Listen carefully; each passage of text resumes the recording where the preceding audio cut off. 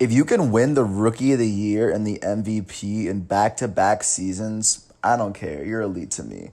Even though it's been a since removed, even though it's been a second since removed, like I know that you're able to put up elite baseball if push comes to shove. How you guys doing? It is July 15th, 2020 here in this quarantine. I'm James Sims, and for this episode, I'm going to talk about a really, really young player who definitely outshined a lot of other players early on. But I mean, he's still shining bright, but the question is like, is there any way he could return to his form when he first came in? So, if you guys are unaware of who Kris Bryant is, he is the third baseman for the Chicago Cubs.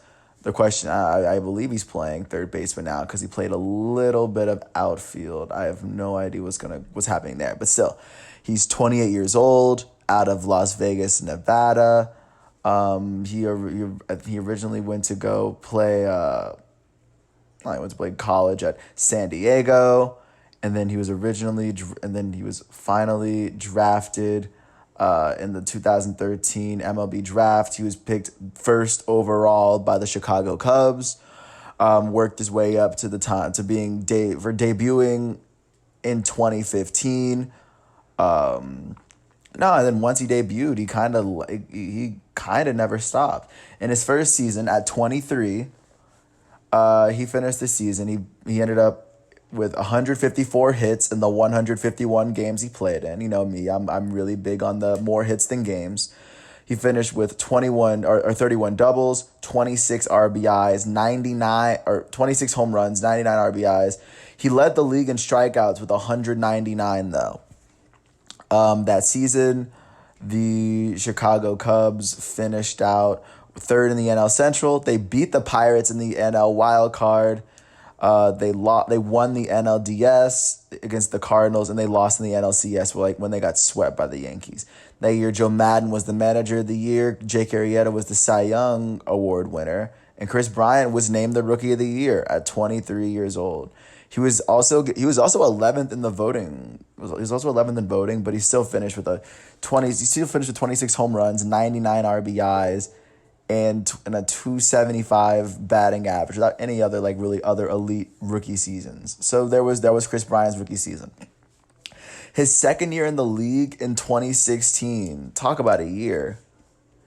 He finished the season in the 151 games or 155 games he played. He finished with 176 hits, more hits than games. I like that. He led the league in runs with 121. He finished out with 35 doubles, 39 home runs, 102 RBIs, 154 strikeouts. That's still less strikeouts than games, but one less.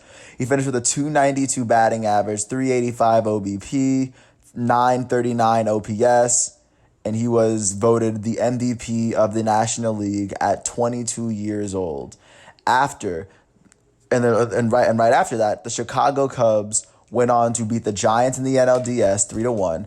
They beat the Dodgers in the NLCS 4-2, and they beat the Indians in the World Series 4-3. Ben Zobrist was named MVP, and Kris Bryant at 24 years old, Kris Bryant had played 2 years in the MLB, and already he was a two-time All-Star, a Rookie of the Year, an MVP, and a World Series winner.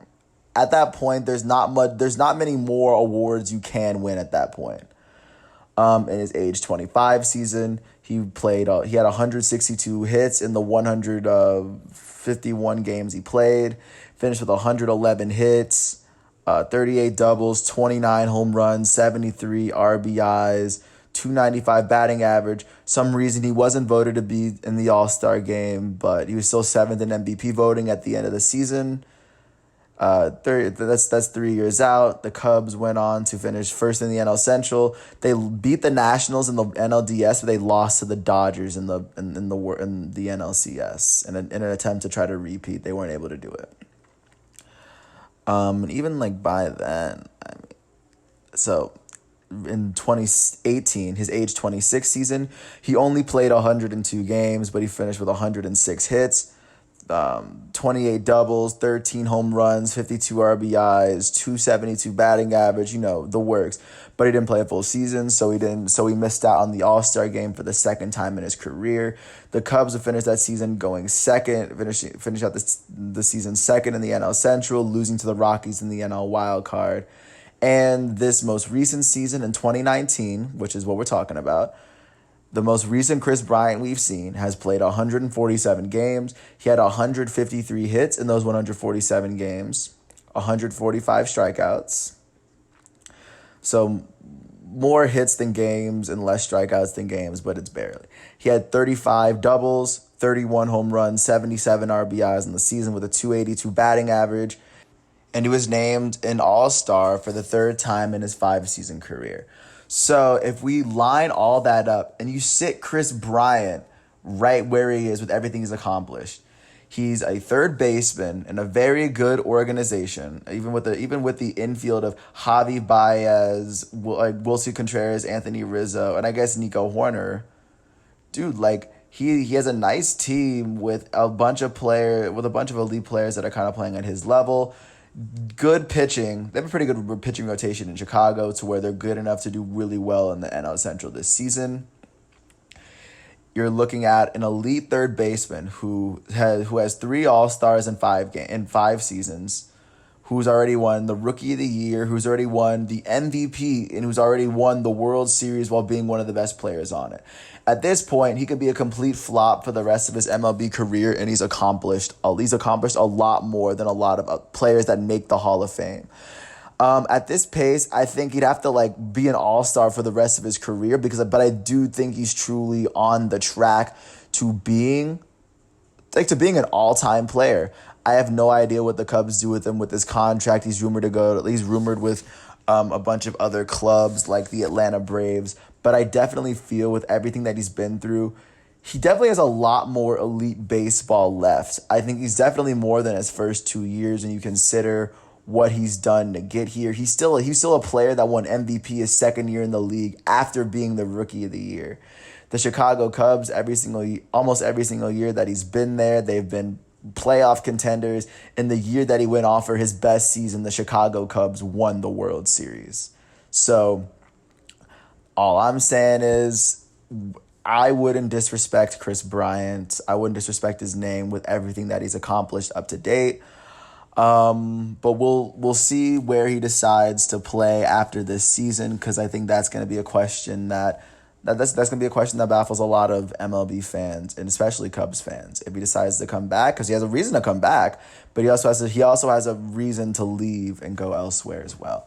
So if you really get a chance, check out my boy Kris Bryant. He's wearing number 17, sitting at third base for the Chicago Cubs in the NL Central.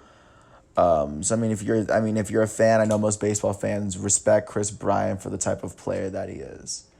And that's what I'm saying. If you ever get a chance to go out and watch him, you can just ask yourself, is this dude close to stopping? Because my answer is no. I think he has a lot of good years left. And if you want to watch some good baseball, he's a good player that you probably want to watch. But at the end of the day, just peace.